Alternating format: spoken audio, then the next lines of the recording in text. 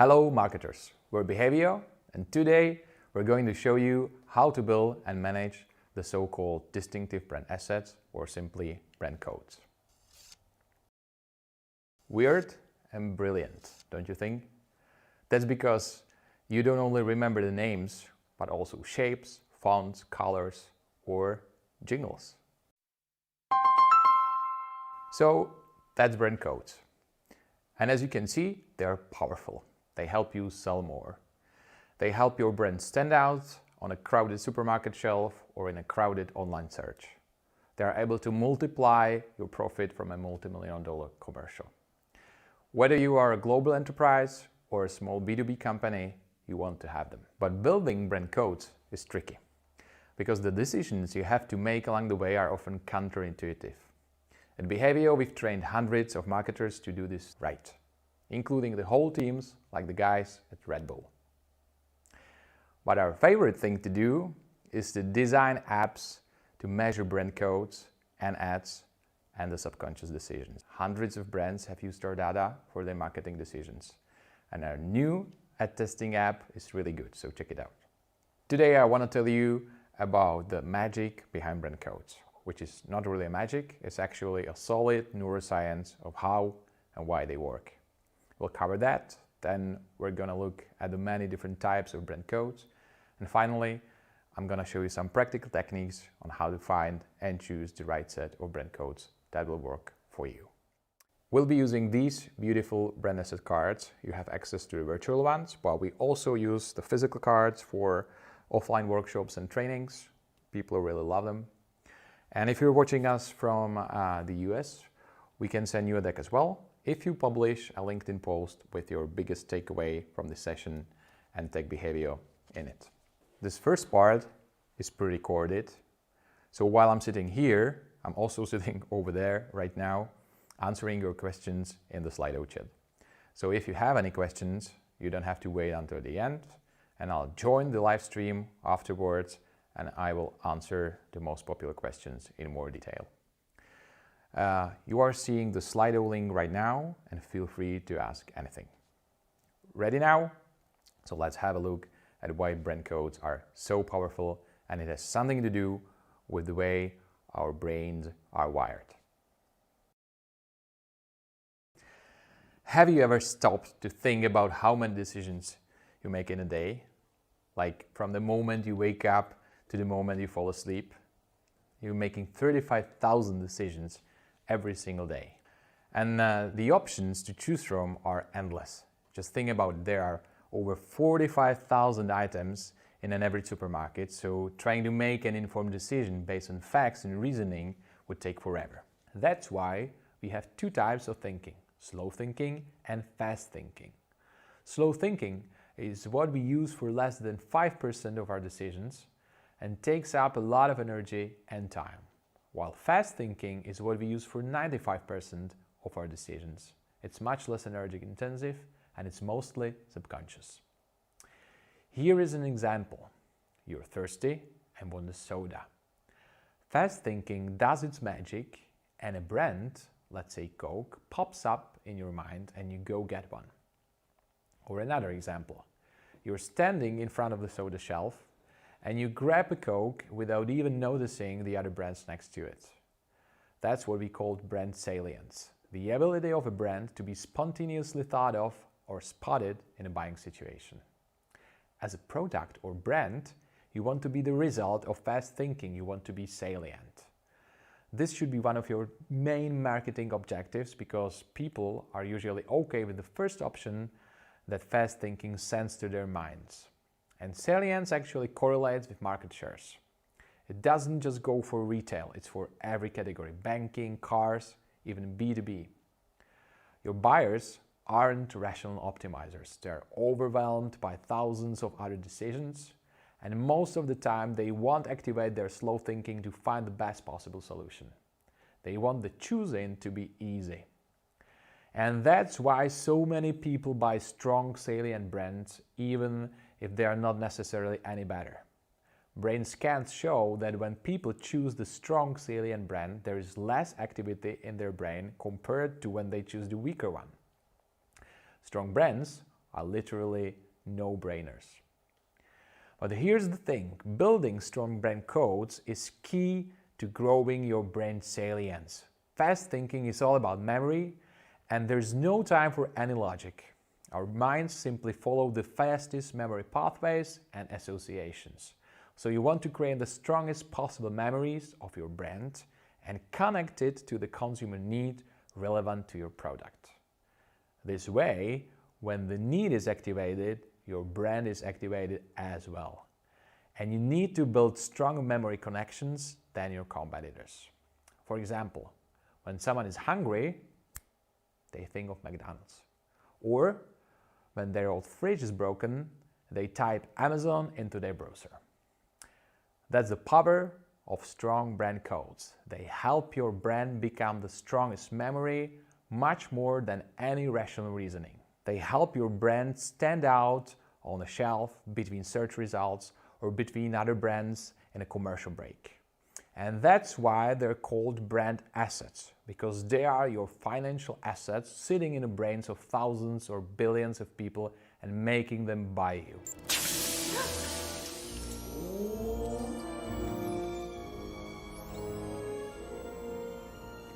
Many brands have been acquired not for their products or financial assets, but for their distinctive brand assets, which will predictably drive sales for many years to come. So there you have it, the power of brand codes. Our brains perceive the world in a very specific way, and some things just stick with us better than others. Let's test it. Look at this rotating mask and try to see it bulging out, even when you see it from the inside. There's no trick to it, but it's not an easy task, right? In fact, it's impossible. Our brains are wired to pay attention to human and animal faces, and that's why we often see faces even when they are not there, such as here. So it's no surprise that brand characters are some of the most powerful brand codes out there. Think about it. What did our prehistoric ancestors need to remember and know this well to survive? Gestures and mimics to read emotions of animals and fellow hunters. Sounds, colors, shapes and smells to tell edible fruits and mushrooms. Places and directions, stories of their tribe. Our brains have a specific type of memory for each of these things, and that's what makes them a great brand code material. We went through different types of human memory and found almost 40 different types of brand assets. Let's go over each group quickly. First, we have visual codes. Logos, colors, fonts, shapes, graphic elements, illustrations, style of photos, patterns and backgrounds, infographics, motion graphics, or even control elements like a button if you're Amazon. Every brand definitely needs some really distinctive visual brand code. It can be a logo, but it doesn't have to be. The photos by United Colors of Benetton are much more iconic than the logo. Just think about where your product and your customers interact, the touch points. Do you need to explain a lot? Make a unique map. Do you have a product you can actually decorate? Think about a unique pattern. Colors are strong, but all basic colors are already taken by some really famous brands and millions of smaller ones. So it's better to have some unusual color combination or a gradient. And it's always good to use a color codes together with a unique shape. Even famous brands that have famous colors have them working together with some shape code. So much so that you can tell the color even if it's not really there. Next, we have non-visual codes that use sensory memories for sound, smell, touch, and taste. These are incredibly powerful, and not many companies use them. Think about creating a memorable jingle, or a strange sound, or a distinctive speech pattern. But there's more. Maybe infusing your product with distinctive scent, like Porsche does to its leather seats. Smells are actually the most deeply remembered memories we have. Text codes use our semantic memory and include words, taglines, prefixes, special characters, numbers, or strange word structures. Lost a planet, Master Obi-Wan has. How embarrassing. Social and cultural codes use our episodic memory and include events, activities, stories, or rituals.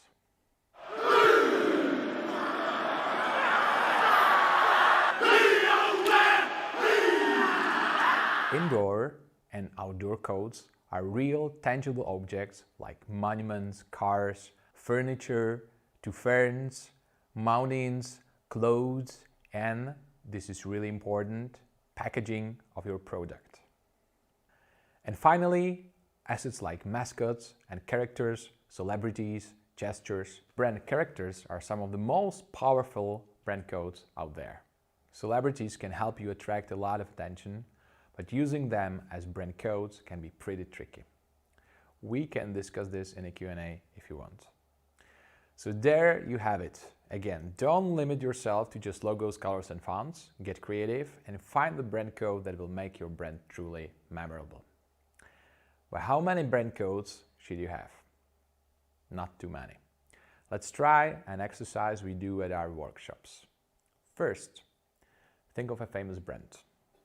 Then, write down its brand codes, any you can think of. Use the cards to remember them all. Now look at the codes. As you can see, there are some secondary codes that are inspired by the primary ones. This happens with almost every famous brand. They might only have 3 or 4 main codes, but they play with them across most categories. The goal is to brand all your communication, every touch point, every sensory input. But the real art is to do it with as few codes as possible.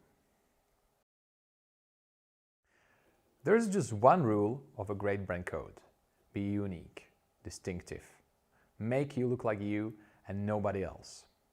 And then there are many myths, such as, do people really need to love your brand code? No. The famous Nike swoosh is a perfect example of this. Phil Knight, the CEO of Nike, wasn't a huge fan of the design when he first saw it. There is a quote. Well, I don't love it, but maybe it will grow on me. And it did, along with the billions of customers. This is because of 2 things, great marketing and the fluency effect. The more we see something, the more we like it because it takes less effort for our brains to process. It's okay if your brand code idea is just okay at first. It will grow on you and your customers as time goes on. Another trap to avoid is putting too much emphasis on the symbolic meaning of your brand code. Remember that your brand codes will be around for decades and your business may change. You may need to change your positioning, product, or expand into other categories. So it's important to make your codes universal and not too restrictive. And if you try too hard chasing meaning in your codes, you often end up with the cliché. That's why every other school has a wise owl in their logo. And then it's just that, another school. Simply put, don't bother with likability and meaning. Go for distinctiveness. Take the iconic Coke bottle, for example. The brief was to create a bottle so distinct that you could recognize it in the dark or lying broken on the ground. There was no mention of any meaning, just a focus on distinctiveness. Now, enough with the theory. We're gonna dive into 4 great activities you can do with the cards that'll help you find your ideal set of brand codes. Activity 1. The Rembrandt in the attic. Finding brand codes you already have. Before you go creating something new, let's start with exploring what you already have. Chances are that the best brand code is right in front of you, you just don't know it yet. Take a look at your company and your product. Is there something distinctive, special, or even weird about you that you can use as a brand code? Maybe you have a unique machine in your factory or some inside joke within the company. Maybe the machine makes a strange sound. Use the cards to explore every aspect of your company, from production to company culture, and see if there's anything that stands out as being typical or strange about your brand. Such brand codes are, for example, IKEA's Allen wrench or Swedish meatballs. It's not just tool or food anymore. IKEA has taken them and highlighted them in their communications. But the best source of hidden brand codes is in your past marketing and advertising. Is there a memorable tagline or character that people still remember, but previous management lacked determination to use it as a brand code? It could be your fortune waiting to be rediscovered, just like when KFC brought back its Colonel or Weetabix returned to the "Have you had your Weetabix?" tagline. Both campaigns were the most successful in years, with sales soaring. And no wonder, because what people already remember will be instantly more effective than any new brilliant idea. I'm Colonel Sanders, and I'm back, America. I'm back, America! Activity 2. Out of the palace. Finding codes with your customers. We often have an insider blindness when it comes to our own brand. We don't see it the way our customers do. That's why it's important to step back and take a look at your brand from the outside. Let some of your customers draw pictures of your brand, or better, have them take the pictures of your brand in their everyday lives. Where do they see it? How do they use it? With whom? Maybe they already post about it on the social media themselves. The gorgeous anti-Lego slippers were invented this way, just like the Guinness ad that was inspired by people posting photos of the famous pint shape everywhere around them. Maybe I didn't treat you quite as good as I should have. Maybe I didn't love you quite as often as I could have. Little things I should have said and done, I just never took the time. You might be surprised, your distinctive code might have been right in front of you this whole time. A zebra among horses. Find what's common for your competitors and go against it. Start by writing down every brand code you can think of for a category leader, and then do the same for your competitors. Use the cards to make sure you don't miss any. Once you have a list of all your brand codes for your competitors, sort them by type and take a look. This is your competitive landscape and where you need to stand out. Do you see any patterns? For example, if all your competitors use blue to look solid and competent, maybe you could go against the grain and use red, like Santander Bank did and saw one of the fastest growth in the bank sector. But if your competitors have a lot of colorful brand codes, color won't be enough to stand out. Maybe you should create brand character instead. Just be careful not to copy what everyone else is doing. If everyone has a mascot, maybe your brand code could be a number. This exercise is crucial because it can prevent you from accidentally reinforcing your competitors' brand codes, like an energy drink ad that boosted Red Bull instead of the brand it was paid for, because the ad featured outdoor sports, which Red Bull already dominates. Activity 4. The remake. This one is all about taking a successful idea from another brand and making it your own. Of course, you still do have to be distinctive, but not every great symbol in the world is famous. And some great ideas have been abandoned for years. So the catch is, your target audience shouldn't be already familiar with the code. For example, the famous Mac versus PC ads were a huge hit in the US, but they never aired in many European countries. That's why Airbank could successfully copy this Macintosh ad, making the bad guy and the good guy on the white screen its strong brand asset, and has been growing ever since. So take the cards and get Googling, or show the cards to your expat colleagues or friends or to your grandma. Can they remember some great brand codes or campaigns you could recycle with a twist? And there you have it. 4 activities. that have helped many of the brands we work with in their creative process. I hope they'll work for you too. But remember, what gets measured gets managed. Decisions about brand assets are long-term and strategic.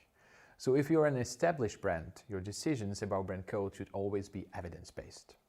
You want to validate your assumptions about which of your codes are really distinctive or what competitor assets are important. We will be talking in detail about measuring assets in Power of Brand Codes too. We at Behavio are specialized at subconscious research and have been assisting with brand code strategy research for hundreds of companies, be the global brands like Red Bull or Heineken or small local brands. Drop me an email and book a demo to see how it works. All right, that's almost it for today.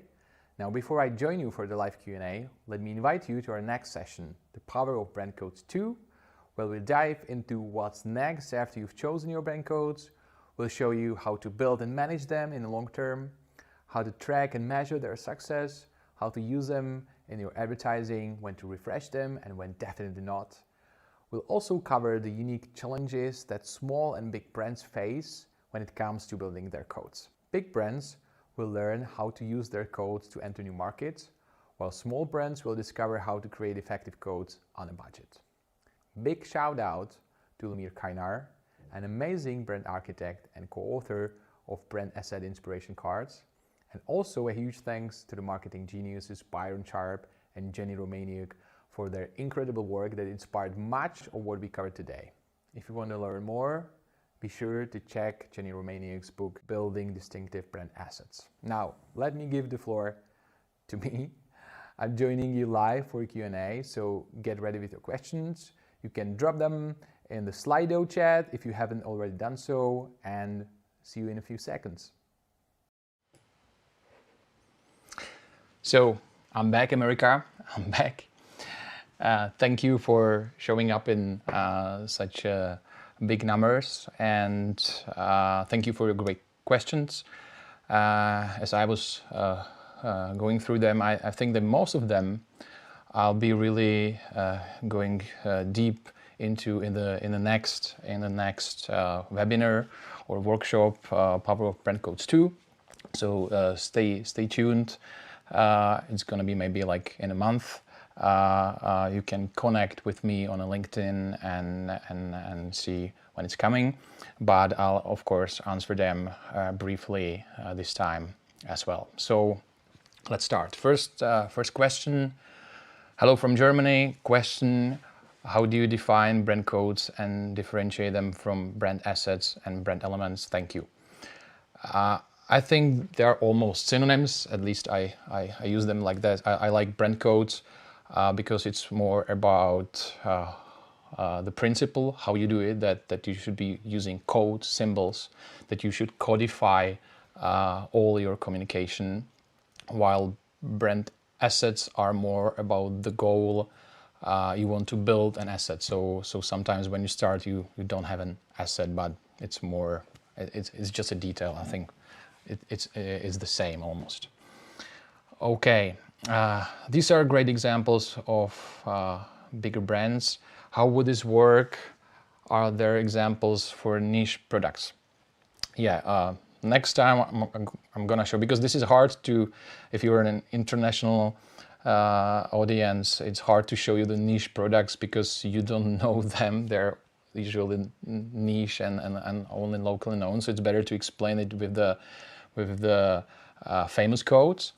But next time I'll show you a lot of small brand codes, tell the story, because we work with many of small brands, and it works almost the same. It's even more important for a small brand to ensure you have a strong branding in advertising, because if you are a very well-known brand, as we are testing a lot of ads, we see that big brands, they have it much easier.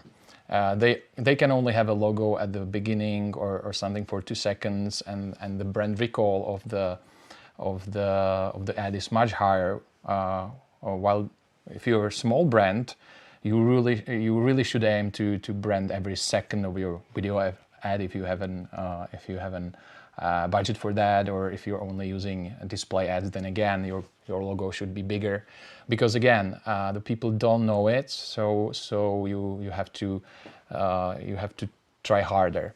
And of course there are some differences, like when you're starting, you really should start usually with visual codes.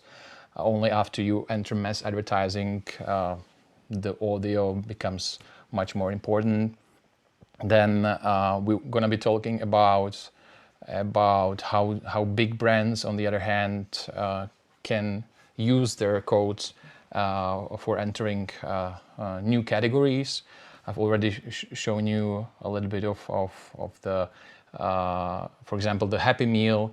It's kind of a play for repetition for your main code when you enter the category eating with kids, or maybe not category, but category entry point, a typical buying situation when people should again have a linkage in their head and think of you. So McDonald's is doing this great with this Happy Meal as a symbol for eating with kids, or this McDelivery using its arcs to kind of over the towns, over the cities, again to make a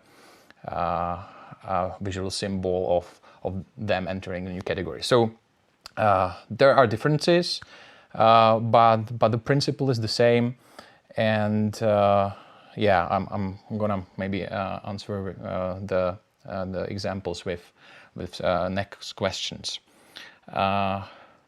If it's here, but maybe let me tell you one example of like a local brand here in a strange category of erotic toys, which is quite a growing category here in Czech Republic. Happy couples trying to spice up their relationship with some gifts on Christmas or on Valentine's Day. And so this is e-commerce. There are no big brands, and most of the brands are really having no distinctive branding at all. It's always even the names are quite lame, with something erotica or sex or whatever. And then there's this brand which happens to be one of the fastest growing brand in this category, and also our client. And they are, from the beginning, they're using this pink elephant brand code. It's in the name. It's also a character. It has its visuals, and they really were thinking from the beginning, what's our main touch point? And if you're e-commerce, of course, you're reselling products, but their key touch point is packaging. So they always put some specific branded things in the packaging. And so even if now they're started advertising, but before they had a mass advertising, still when you bought maybe first you only found it through a search, but after you bought it once, you already started to build the memory structures, because you saw the packaging, you saw the pink elephant in it. And next time, after a year maybe, because this is a low frequency category, you go Googling the stuff again, whatever it is, and now you see in a online search you see a lot of the products, and then you see this pink elephant. So it's already working here before you enter the mass advertising. And yeah, so character can be good even if you're a really small brand. Next question: why are celebrities tricky brand codes? Oh, well, because they're brands on their own. You cannot own them, and so that's one problem. But the biggest problem is that usually they are not willing to help you with the branding. So sometimes you really needs to kind of put a color on them at the beginning when you're building it, or maybe I'll tell you the example with I've already shown the George Clooney example, which is one of the best working brand codes, brand assets in the world, because there's definitely a big advantage of celebrities that they help you get attention, which is really important. But then you also want the ad to be assigned to your brand, and so you have to be really working on this for many years. So with Nespresso, with George Clooney, they do it well. They often show the product, the espresso, even the logo at the same time when he's on a screen. And compared to that, the DeLonghi, they paid to Brad Pitt to star in their ad, and we tested this ad, and the brand recall of this ad was very, very low, because they paid like $7 million to Brad Pitt for starring in this ad. The emotion from the ad was really great, but they just paid for people to entertain, to feel happy when looking at Brad Pitt. But then when you ask people what was this for, almost no one recalled, and that's because they only used it once. So it's the first thing is it's really expensive to use it for 10 years or whatever, and maybe after you've been building this for many years, then there's a lot of situations where they just switch the brand, and so you really need to have a great contract to have it for many years, and to really try to explain to celebrity that the value the brand is getting from them is that they're also willing to use another code so that it works together, and over the time the celebrity itself becomes there's a link between the celebrity and the brand, so that when you only see the Brad Pitt, you will be thinking on the DeLonghi the same way as you're thinking about Nespresso when seeing George Clooney. And only a few brands actually were able to make this happen with celebrity. With brand characters, it's much more cheaper and kind of easier, maybe. Okay. Does it work the same all around the world, or are there any cultural differences? Well, of course, it's very different with concrete brand codes, because and it's the same with the brands. This may be what I said with Brad Pitt, for example, could be truth in one country, and in another country where maybe there was more campaigns with him, it could be different. So we always, if you're a global brand, you have to measure the strength of the codes in every country, measure how many people know them, how they are connected to your brand. But maybe the question is also if there is cultural differences in how the brand codes are powerful in general. I don't know about any literature that would be suggesting this thing. As I showed you, this is kind of hardly wired into our brains. It's because what we really needed to remember and pay attention to as a species. So I believe this works everywhere. Yeah. Okay. The next question, is there a different approach for small or big brand? I think I've already answered this. And as I said, Power of Brand Codes 2 will be a lot about this. What is the impact of brand symbols in short-term advertising which should deliver results quickly?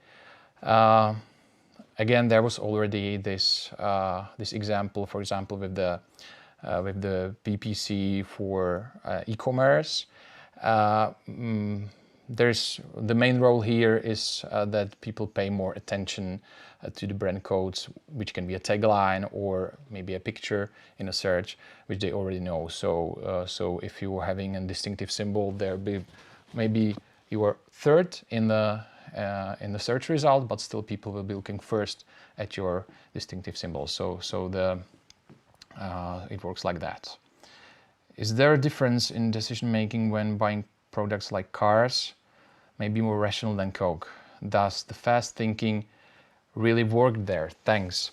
Of course, it's different. There are more rational and less rational categories, but still, as I said, everywhere, even in B2B, the salience correlates with market shares. And it's because we really can't, or really few people like compare 10 products or 15 products or 15 brands. Even when you're buying cars, you maybe have 3 or 4 salient brands for you, and after that you're trying to find a specific model or compare them in between. So it's maybe not the first brand which comes to your mind, but maybe it's the third one. But still, maybe the correlation is lower, but the salience still rules, even in categories like cars or B2B.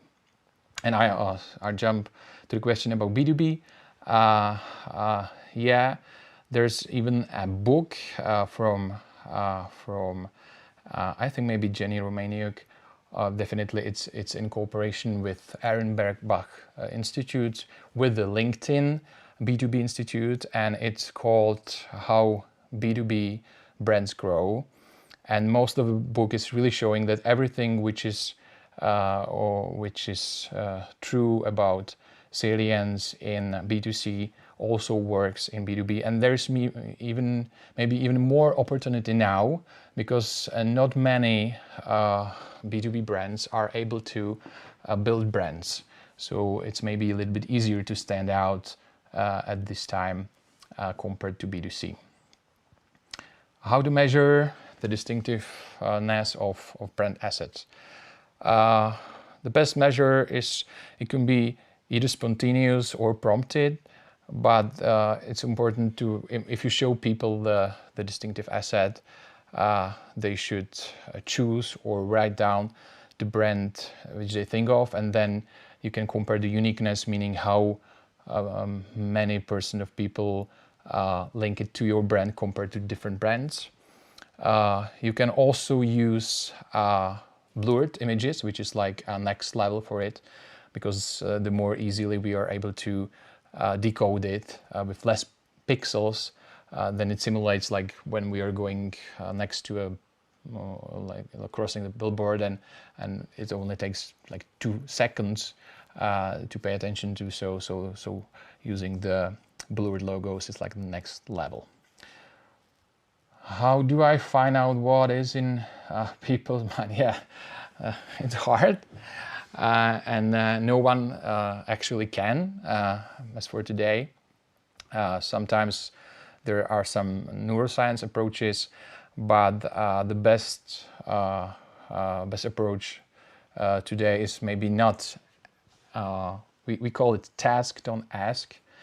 And the principle is, do not let people create evaluations or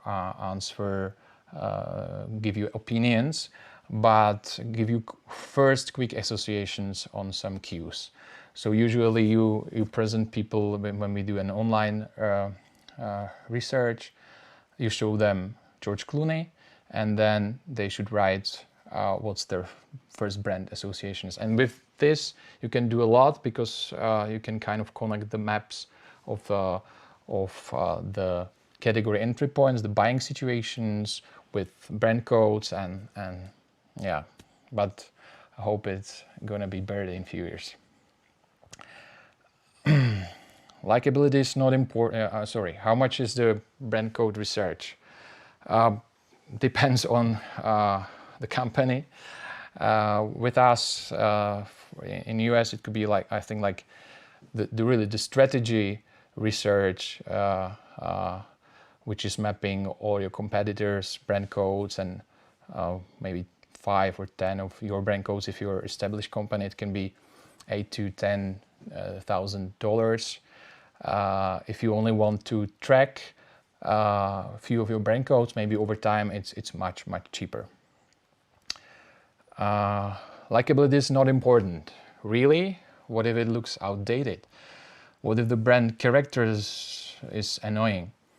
Yeah, really. We even actually have here in Czech Republic a really annoying brand character, and we measured it. And yeah, even if it's annoying, it still helps a lot to build a brand salience.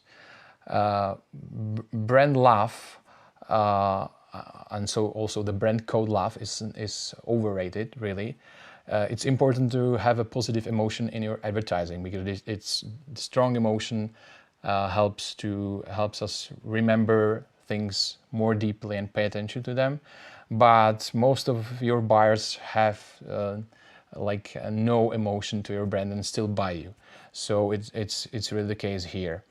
It's if it looks outdated, yeah, there's some debate about this, whether it's good to refresh, and I will be talking about this next time. Still, many brand refreshments are unnecessary, and most often you lose some of the brand assets you've already built in the brains of your target audience. How is measure, figure which company symbol to use and make from it the one? That's perhaps about the strategic brand codes research I was talking about. Well, you measure the distinctiveness of your brand codes, and you also measure how many people already know them, and then from that you can prioritize or maybe which of your brand codes you can drop off and which is the most powerful one. Brand assets are only considered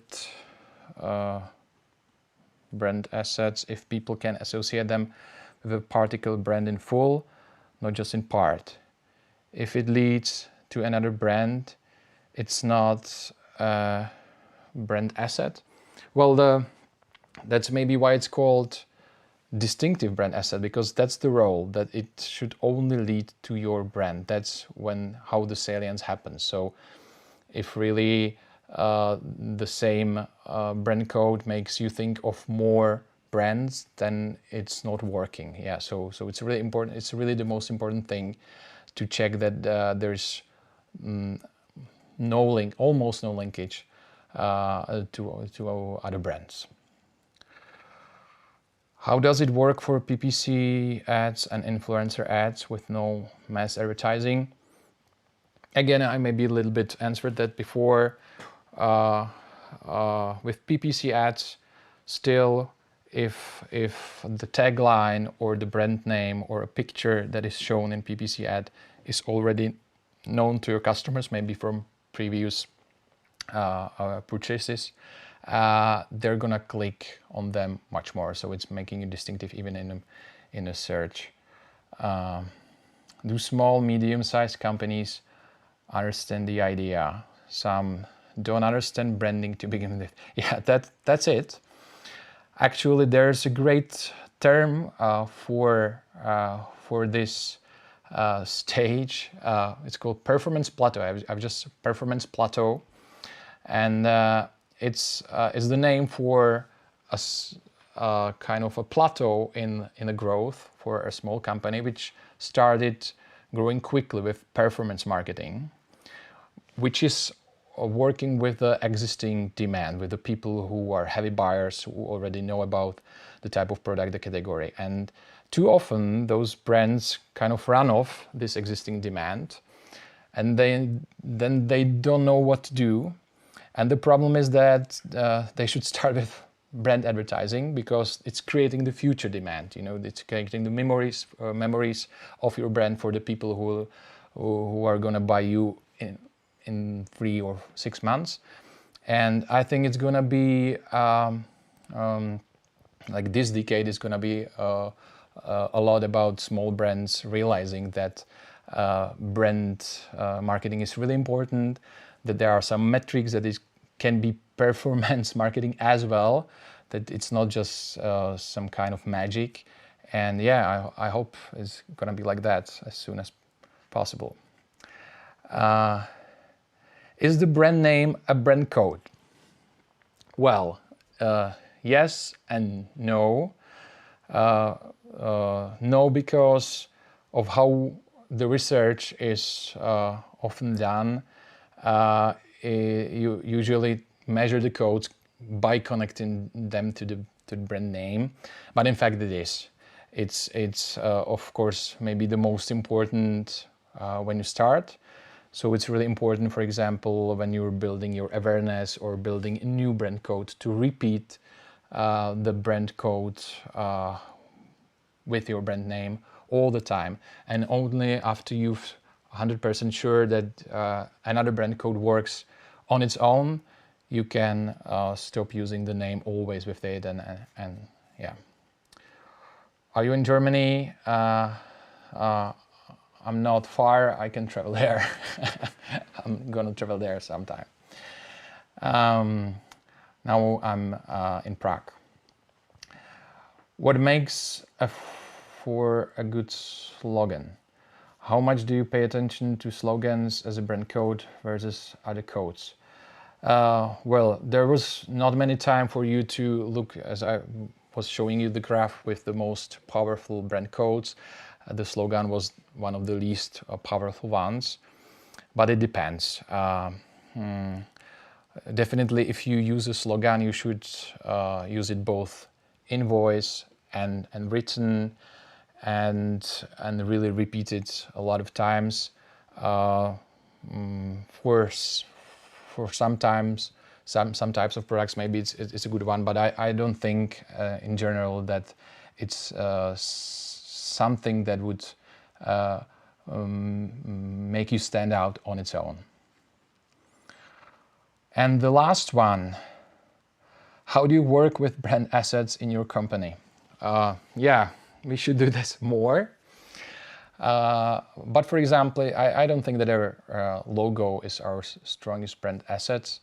The splashes, the colorful splashes you've seen in our presentation are maybe stronger for us. Of course, we don't do any mass advertising, so they're not widely known. But in our country, with marketers, a few times we were told, "Oh, that's you. I've seen you on a conference, and you had those splashes." And so maybe that's another example of a brand asset for a small brand, helping people connect you with their touch points, because maybe they were listening to only half of your talk at a conference and they forgot the name. So it works even with this. But yeah, we're planning to work more with that.